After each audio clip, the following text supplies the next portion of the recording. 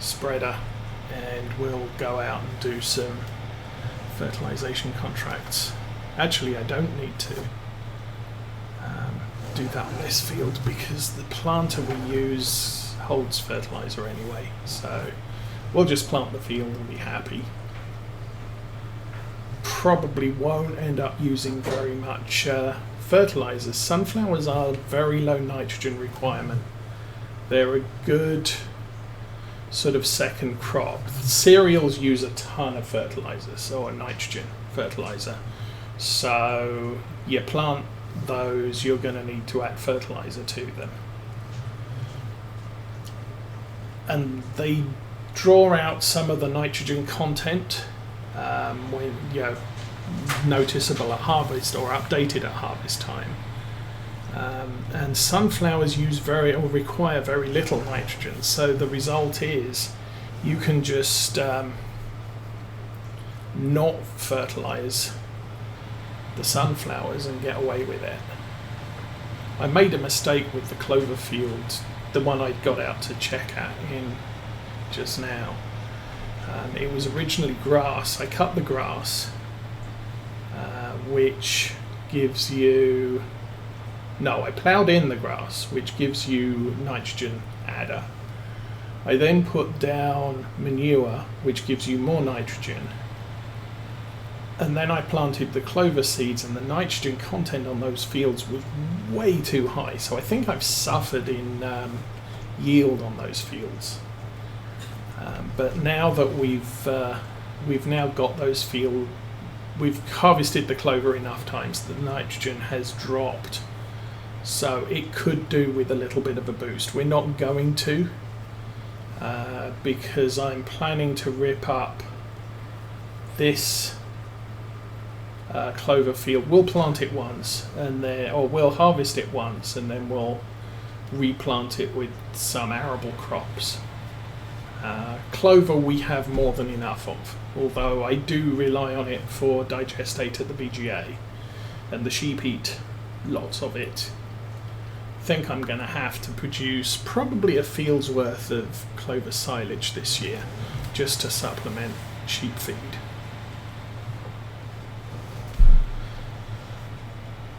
But we got a good store, good supply, so I don't have to worry too much about it.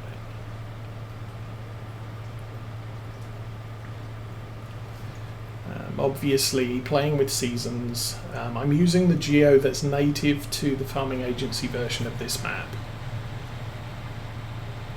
And I'm also playing with precision farming and maize plus, hence the clover and all the rest of the gubbins that you don't normally see on a farm sim map.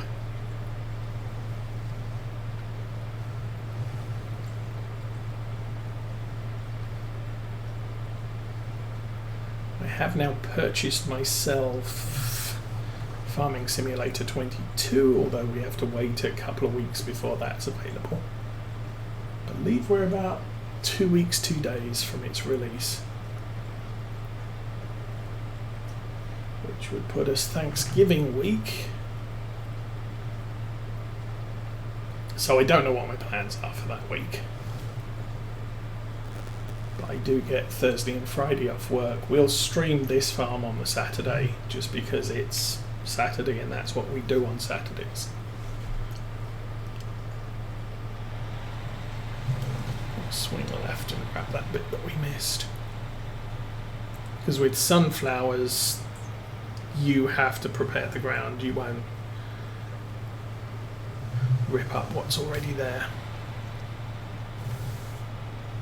Our cedar, I believe, does have built-in cultivation effect, so we could run our cedar on this field, and it'll direct seed. It'll remove the oilseed radish and plant whatever else we're trying to plant. Now, I might try that next year. This is the only field I actually did oilseed radish on this year.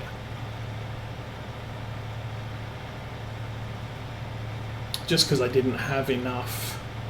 It was I was harvesting fields in the fall and planting winter crops, winter spelt, winter barley, canola, and so I was pretty much harvesting, cultivating and planting immediately, and this was the only field I was harvesting at the end of last summer, beginning of fall, where I wasn't planning to have a crop in the field until now, mid-spring the following year.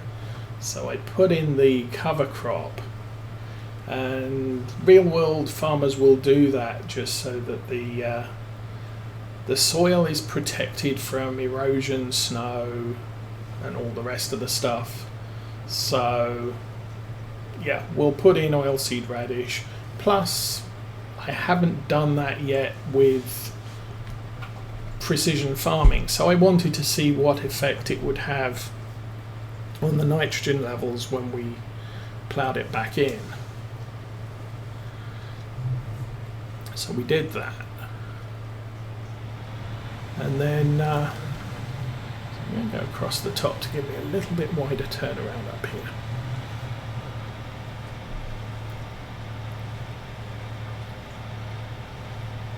Probably not supposed to do that in real life, but hey, we do that.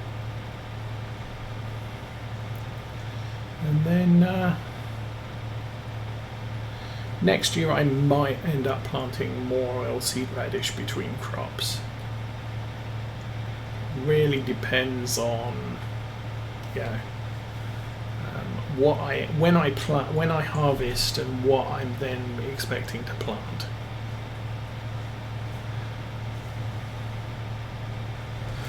There's another tight turn here. Nice thing about this equipment is it is designed very well. The tractor and the cultivator do fit together incredibly well.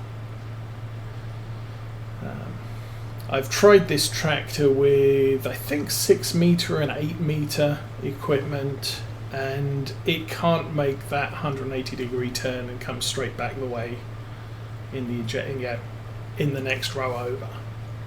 Whereas with 12 meter equipment, it's really happy.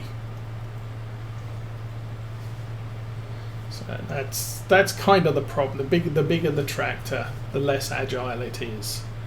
And so you've got options. You can do alternate rows. So I do this row and then I leave a gap and then come back going the other way.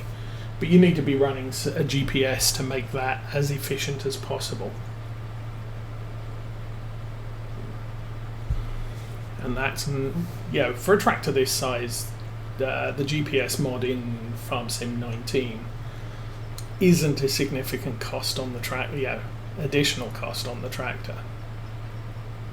But if you're doing that on a 100 horsepower tractor that's costing you 60,000, GPS is another 50% on top of that, and kind of makes you question the financial advisability of doing it. When you've got a $300,000 tractor and you're adding 20,000 for GPS, it's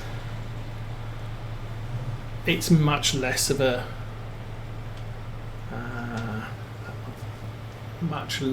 a questionable financial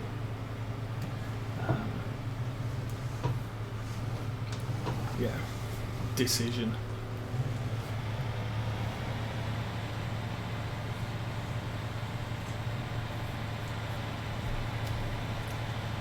Okay, I like doing this sort of job. It's very simple, very calming.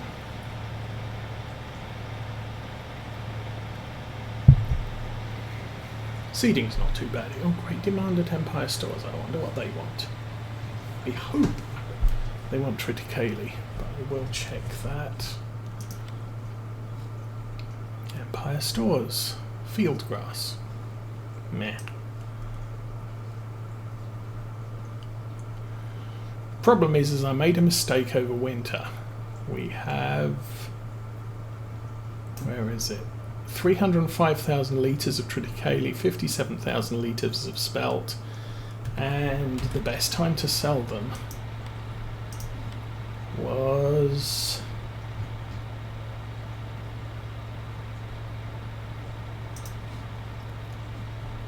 then, where you get about 730. Oh, we're actually tail end of the best spring price. Actually, we missed a day. That's a pain. But if I look at the price now, 633. See, we're $100 down per 1,000 litres. So I kind of missed my my best selling point. If I get a great demand, I will probably leverage it. But if I don't, I'll have to save it until midwinter next year and then sell it for the best price I can get.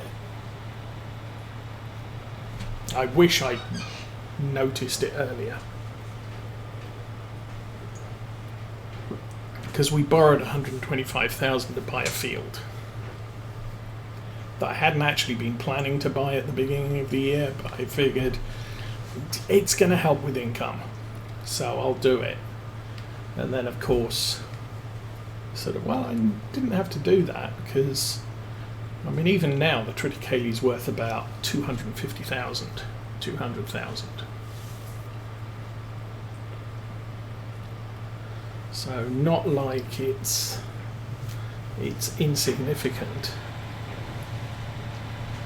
But teach me to pay more attention. I mean, we sold everything else. And we had a major selling session of I think sunflowers are spring or late winter, but we had canola, we had wheat, I think, we had potatoes, we had sugar beets. Oh boy, did we have potatoes and sugar beets. And that was probably about 15 trips to the store with 2 tippers to get all of the potatoes and sugar beets tipped, and over the course of 2 days. Seasons is fun. It really does change the game, though. I find in the base game what you're wanting to do. I never use oilseed radish in the base game. It's basically, okay, get out, cultivate the field, plant some crop, fertilize it twice, and harvest it in as short a possible time that you can. Because the way you make money in the base game is to turn over fields as fast as you can. With seasons, I can't plant 2 crops a year, so I've got the course of 12 months to just farm. So it makes it a little bit more relaxed in certain ways. In other ways, not so much, because obviously, let's pull up to the end here. If I look at this, our harvesting period for canola is midsummer through early fall. Not a huge deal for canola. Our harvesting period for sunflowers is early fall to late fall.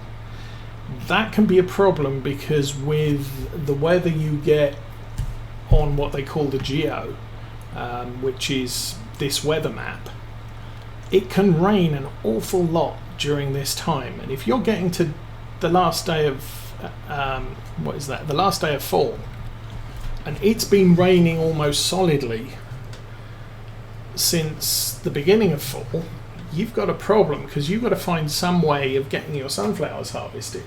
So you can lose crops that way. On one game I was playing, I didn't notice when the canola harvesting period was, or the planting period for that matter. So I planted canola late, it didn't mature, so I lost the field. In the base game, that's not a risk. And if it rains, just wait till it stops raining. With seasons, if it rains, the ground stays wet for a period after it's stopped raining. And depending on the time of year and the temperature and everything else, it can take 12 hours for the field to dry out so that you can harvest it. That's a problem because you just lost the entire day because it rained overnight. So that's the most significant stuff. You've got, with the animals, sheep only produce wool in the spring. Sheep produce babies in spring. I think cows produce babies sort of late fall, early winter. But they then produce milk for a year after they've had a baby cow. So the issue with cows is they don't produce anything until they've had babies and they're pregnant for 9 months. So you go 9 months after buying your cows before they have any chance of becoming productive. Sheep, not so much of a problem. They just have, pigs, not so much of a problem. They just have babies all year round. I think except winter, but yeah, who's counting? They have so many. Okay. There.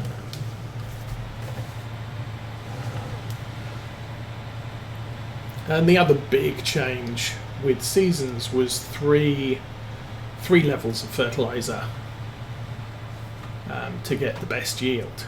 But if you use precision farming as well, that has metered application of fertilizer, so that you can just get away with going around once and it tops up the nitrogen levels to what it needs to be. Yeah, seasons I got into with FarmSim 17. I really enjoyed playing with seasons. And so we played my FarmSim 17 Saturday stream well into FarmSim 19 being out, because seasons wasn't available for 19. Now once seasons became available for 19, we switched over quite quickly, because obviously 17 was the old game, 19's the new game. But I prefer playing a long-term series with seasons. And since precision farming came out, I'm still learning the details of precision farming, but it is something I enjoy playing with. So for FarmSim 22, seasons is going to be embedded in the game with a switch. You can either play with it or without, doesn't matter. Much like you can play with ploughing on or off, or weeds on or off. You can turn it on or off, it doesn't matter. It will change how the game plays to a certain extent. You'll have a planting season, you'll have a harvesting season, etc., etc. But the precision farming add-on is not going to be added until I think springtime. So until we have both in-game seasons now and precision farming, I'm not going to move this series over.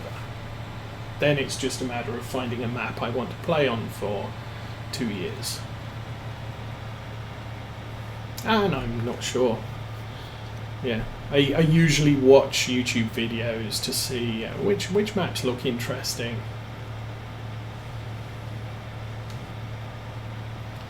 Now, being from the UK, I tend to pay UK farms, although I've lived in America for a little over 20 years now. So not quite half my life. But obviously, back when I lived in England, I didn't pay much attention to farming. I think we went on a school trip to a farm once, dairy farm once. But that was about as close as I got to an interest in farming. And it wasn't until I came over here. Actually, it wasn't until, who was it? Used to be a streamer called Earl Grey who played World of Warships, and I was quite a heavy player of World of Warships. So I would watch various streamers and YouTubers who did videos on World of Warship.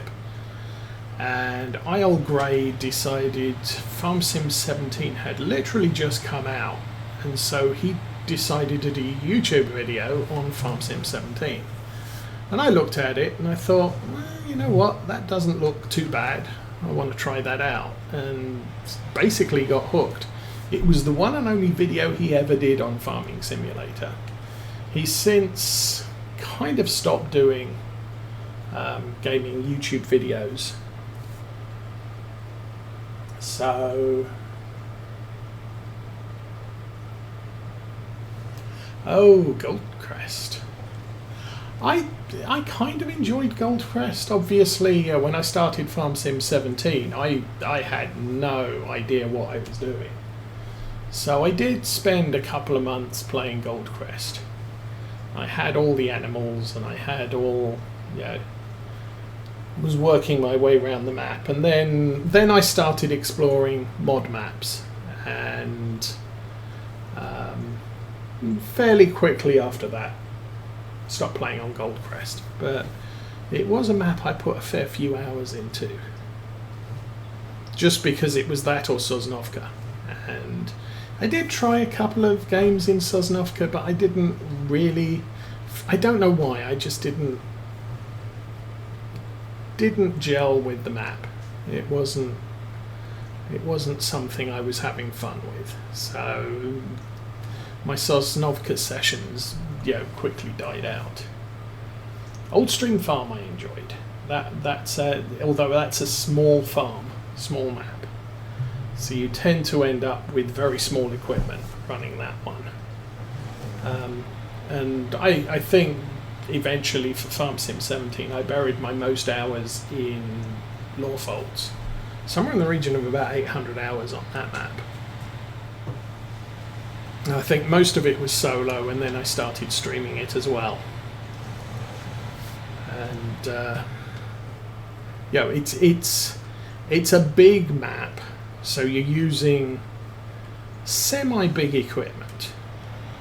And this tractor here, class Axion 940, which is just shy of 400 horsepower. And on Lawfolds, very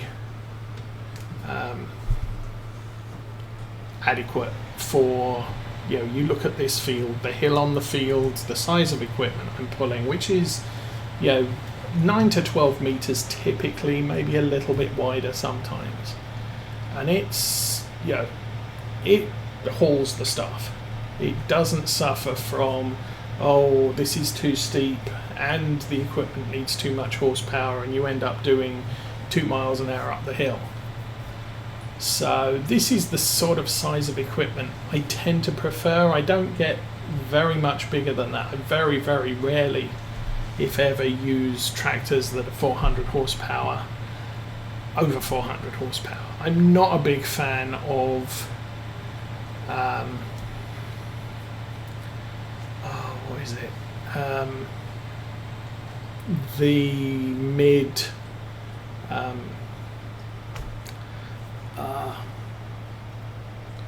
I'm going to call it a flexible tractor, but it's not. It basically pivots in the middle. So things like a 4-track or a New Holland T9, or even an 8RX. I'm not a fan of equipment that pivots in the middle. Now, I don't mind something that's 4-wheel steer. So telehandlers, the Class Zerion, the Lindner Lindtrack, the JCB, they're all 4-wheel steer. So the body is rigid and the wheels provide the agility, because you can turn both the front and back wheels. If I can't have in big tractor something that has 4-wheel steering, then I'll accept maybe a single tracked vehicle. So something like, there we go, something like that. So it's a little bit easier to run. This thing I don't like because it's articulated here, and I don't like the bendy frame. It can cause frustrations if your tractor's not moving and then you turn it and accelerate, because half the wheels are going forward, half the wheels are going backwards, and the game just doesn't go anywhere. Yeah, you end up not moving anywhere because the game can't decide which way you should be going.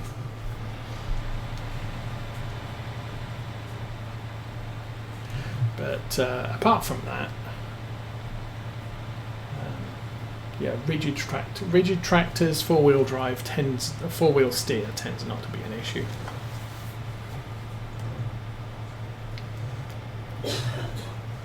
I do like the small old tractors though occasionally. I'm running an Old Stream Farm mat private, so I don't stream it, but I've got, I think, a couple of international, Case International maybe, Case IH, old two-wheel drive, no cab,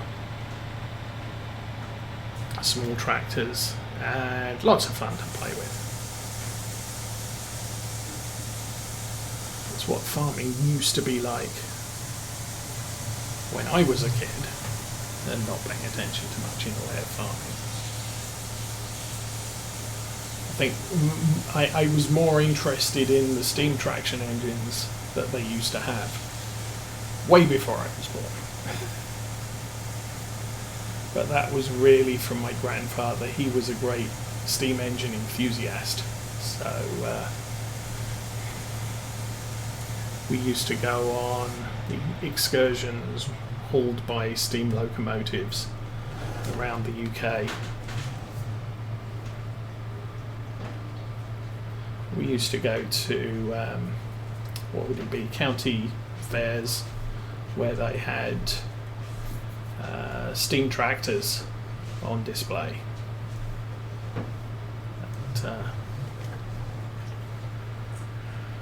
Lots of very old weird tractors around.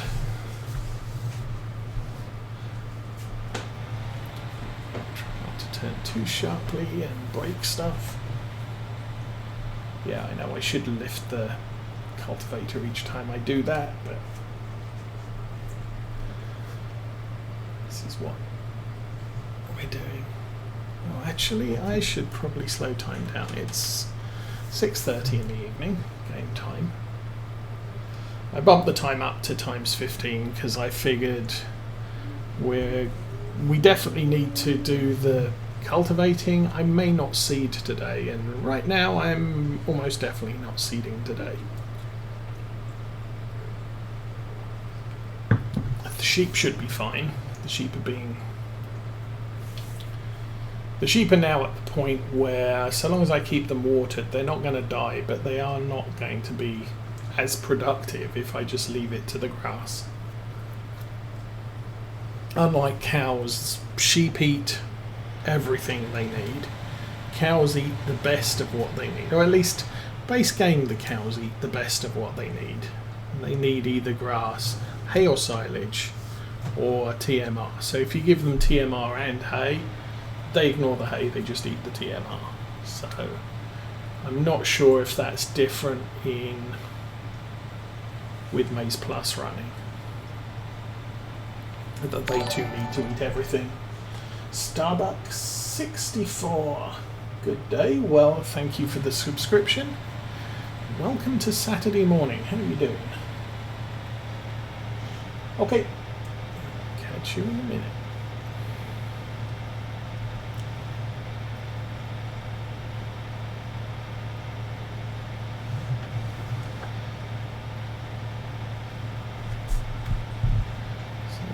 Looks like for this day we will get this job completed and go back to the yard, clean everything up, possibly get the seeder ready for tomorrow.